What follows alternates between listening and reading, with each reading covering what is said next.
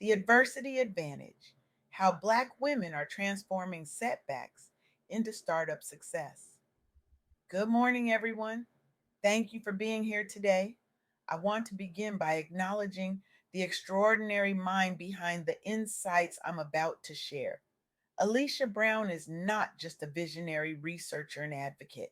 She is a revolutionary force reshaping our fundamental understanding of entrepreneurship in America. Her groundbreaking work documenting Black women's entrepreneurial journeys has uncovered patterns that challenge everything we thought we knew about success, innovation, and human potential.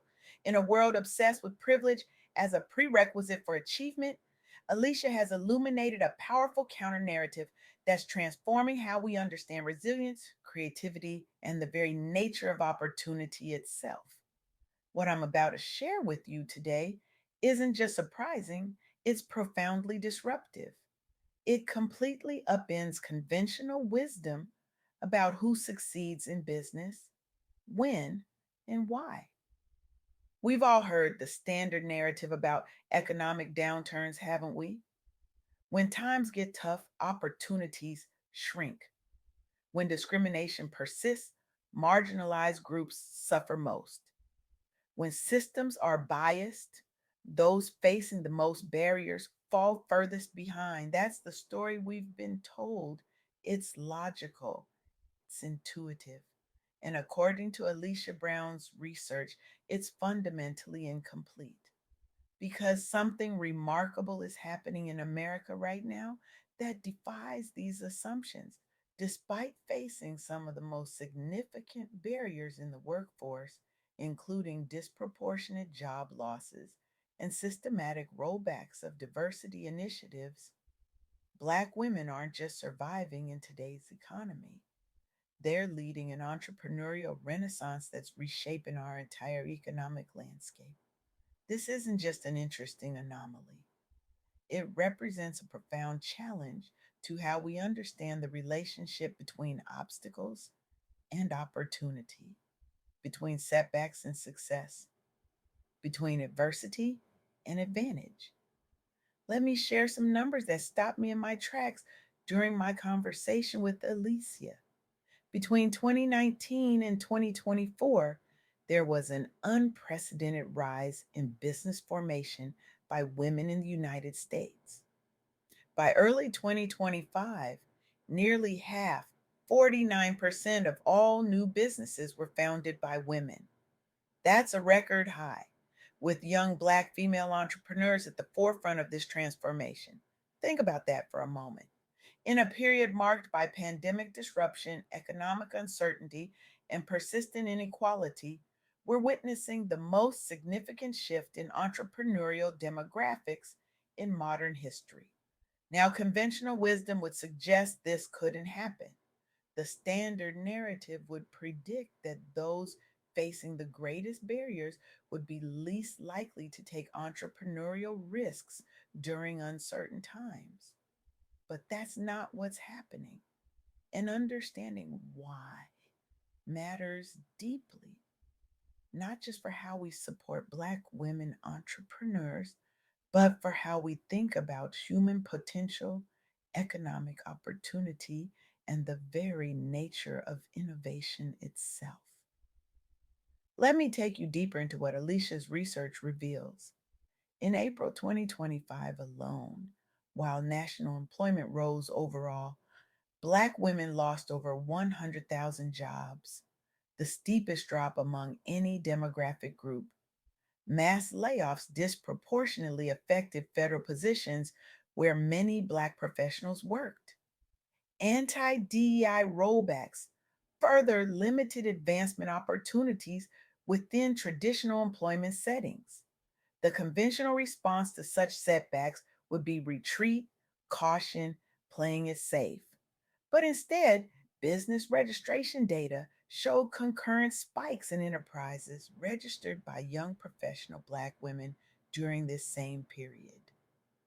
Many pivoted towards self employment or launched small businesses leveraging existing skills, from consulting firms to digital boutiques, creating alternative income streams amid instability. Despite unemployment rising above 6% for this demographic during spring and summer of 2025, entrepreneurial activity accelerated rather than declined. This pattern challenges our fundamental assumptions about when and why people take risks. It suggests something profound, that adversity under certain conditions doesn't just fail to prevent innovation, it actively catalyzes it. But why? What's happening here? The first insight from Alicia's research is that necessity truly can be the mother of invention. When traditional paths forward are blocked, new ones emerge, not despite constraints, but because of them. The very limitations that seem most restrictive can spark the most creative solutions. Consider the story of Maya Johnson. After being laid off from her government position during the 2025 cutbacks, Maya found herself facing a brutal job market. Rather than continuing to send resumes into the void, she leveraged her expertise in procurement to launch a consulting firm helping small businesses navigate government contracts. Within 6 months, she had hired three other women who'd lost their jobs in the same round of layoffs. Today, her firm generates three times her previous salary and has helped dozens of minority owned businesses secure multi million dollar contracts. Maya's story isn't unique. It's being replicated thousands of times across the country as Black women transform professional setbacks into entrepreneurial breakthroughs. Community based networking groups emerged to support these entrepreneurs. Digital platforms lowered entry barriers. Targeted grants supported minority led startups. These solutions didn't exist in sufficient form before the crisis. They developed in response to it. The second insight is even more counterintuitive. The experience of marginalization itself can become a competitive advantage. Black women entrepreneurs have developed extraordinary resilience navigating systems not designed for them.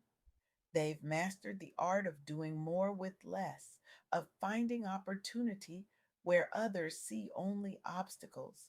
These aren't just inspiring stories of individual triumph, they represent a fundamental challenge to how we understand innovation and economic growth.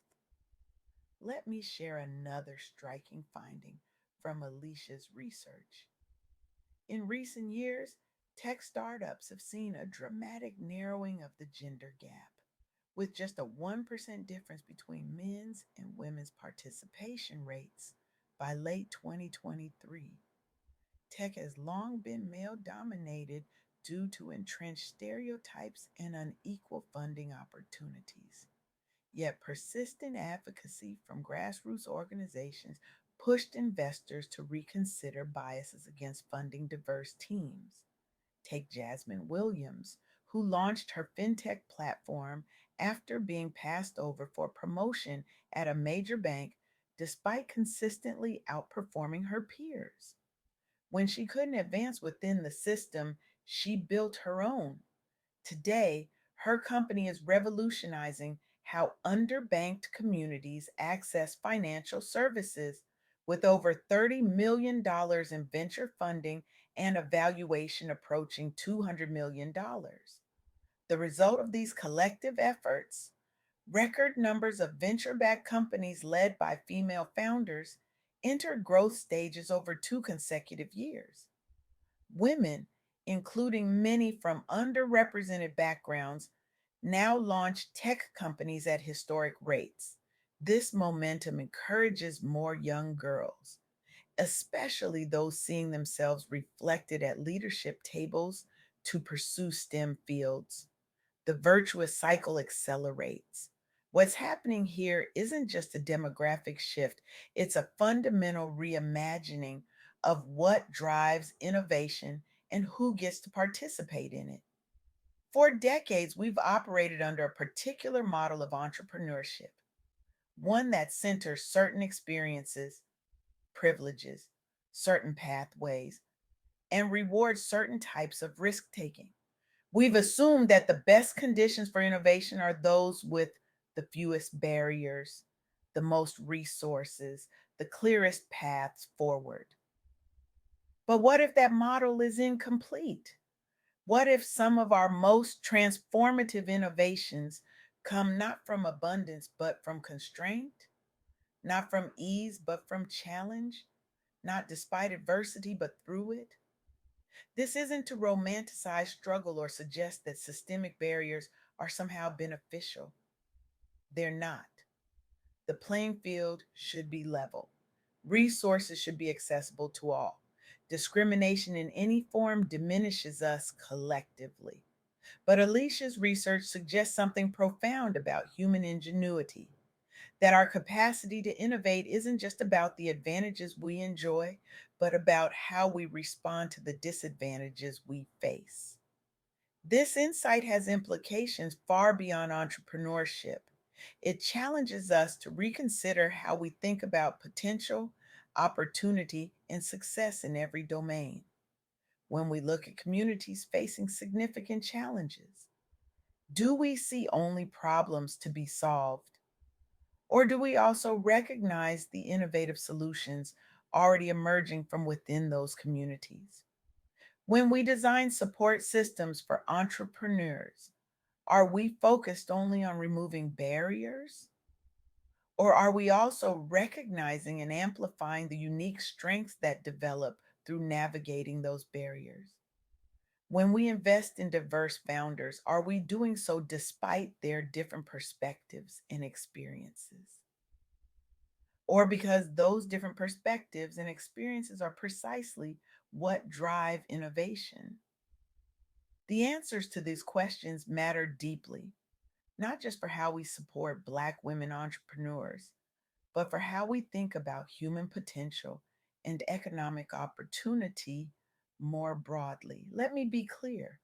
Celebrating resilience is not the same as accepting inequality.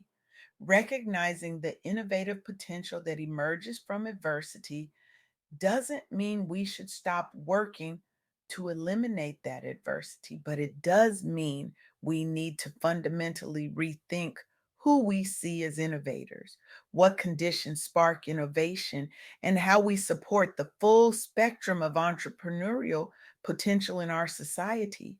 This brings me to perhaps the most important insight from my conversation with Alicia Brown. Optimism and resilience among Black entrepreneurs remain remarkably strong despite economic setbacks. This mindset is both an asset and a catalyst for continued progress.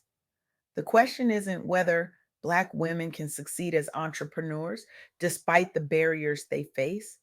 The evidence clearly shows they can and do. The question is whether the rest of us, investors, policymakers, business leaders, consumers, will recognize and support the extraordinary innovation happening right before our eyes. Because here's what Alicia's research ultimately reveals: when we limit opportunity for any group, we don't just harm those individuals, we deprive ourselves of their potential contributions. We miss out on the innovations that might emerge from their unique perspectives and experiences. The entrepreneurial renaissance, being led by Black women, isn't just changing their lives and communities, it's changing our economy. It's changing our understanding of innovation. And if we pay attention, it might just change how we think about human potential itself. So I challenge you today: look at adversity differently. See the innovation happening at the margins. Invest in founders who don't fit the traditional mold. Support businesses born from necessity and resilience. And most importantly, examine your own relationship with setbacks and challenges. What if your greatest disadvantage contains the seed of your most powerful innovation? What if the very thing that seems to be holding you back is actually preparing you for your most meaningful contribution. The adversity advantage isn't just a phenomenon we observe in others, it's a capacity we all possess to transform our constraints into creativity, our obstacles into opportunities, our setbacks into sources of unprecedented success. This is the lesson Black women entrepreneurs are teaching us right now. And it's time we not only learned it, but lived it. Thank you